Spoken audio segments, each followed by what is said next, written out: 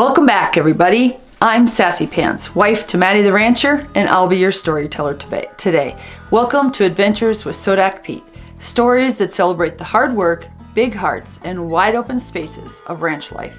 Out here, every day is an adventure, and we hope each and every one of you listening can imagine yourself as little Sodak Pete, learning the ropes, getting your hands a little dirty, and helping out where it counts. So grab your boots, tip your hats, and let's see what today's adventure has in store. Sodak Pete, Mama Cow finds her calf. Morning came with bacon popping in the pan and biscuits steaming on the table.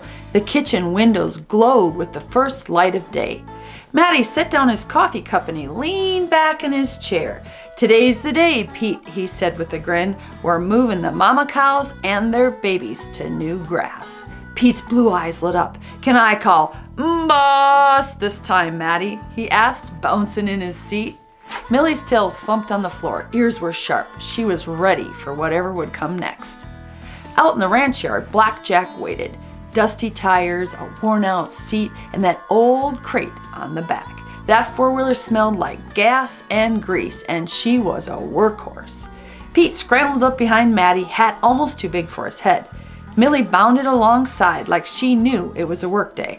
The sun stretched long shadows across the corrals, painting the pastures gold. I smiled as Pete grinned and said, "Let's go get 'em." Matty gave a soft whistle, low and steady. Pete cupped his hands and called out, "Boss, boss." His voice cracked. He laughed and he tried again and again, just like Matty. Millie calmly worked the edges, tail swishing, moving back and forth, pushing just enough to keep the stragglers tucked close to their mamas. Matty guided Black Jack slow, weaving back and forth behind the herd. "Easy now, Pete," he said. "We don't want to hurry 'em." The cows answered with deep moos, the calves bawled, and the whole bunch moved together like a river winding of hides and horns. Dust puffed in little clouds around their hooves, and with patience the herd flowed through the open gate. Noses dropped quickly into the tall green grass on the other side.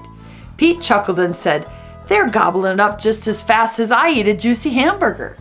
By the time Pete and Matty rolled back into the yard, the house smelled like roast beef and potatoes. There was onions sizzling in the pan, and I set a warm pan of apple crisp on the table, cinnamon sweet and bubbling at the edges. Between bites, Pete asked, "Do you think the cows are settling in all right?" Matty wiped his mustache with a napkin and he smiled. "Best way to know is if we go see. After we eat, we'll ride back out and check 'em." After Pete finished up his dinner, he took a big bite of warm apple crisp and ice cream. His eyes lit up. "Best dinner ever," he exclaimed. With full stomachs, Matty, Pete, and Millie headed back out. Black Jack hummed across the pasture, grasshoppers clicking and hopping ahead of the tires. Millie loped alongside, tongue out, happy as ever. Most of the cows were grazing quietly. Tails were swishing the flies, and the calves were standing at their sides. But one mama, she stood apart. Her head was high, and she was bellowing long and low, over and over. Her voice echoed all across the pasture. Pete frowned. "Why is she making such a fuss, Matty?" Matty pulled off his head and he kind of squinted and looked at the cow.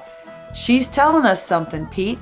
Her calf must not have made it through the gate from the other pasture. She knows he's back there." Pete's eyes grew wide. He leaned forward listening and looking. "So she's talking to us, kind of in her own way."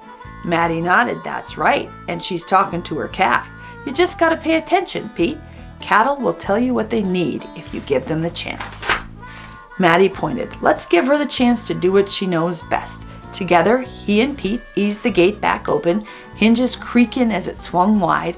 The mama didn't hesitate. She walked right through that open gate, tail twitching and bawling with each step. Pete has his eyes glued on Mama Cow.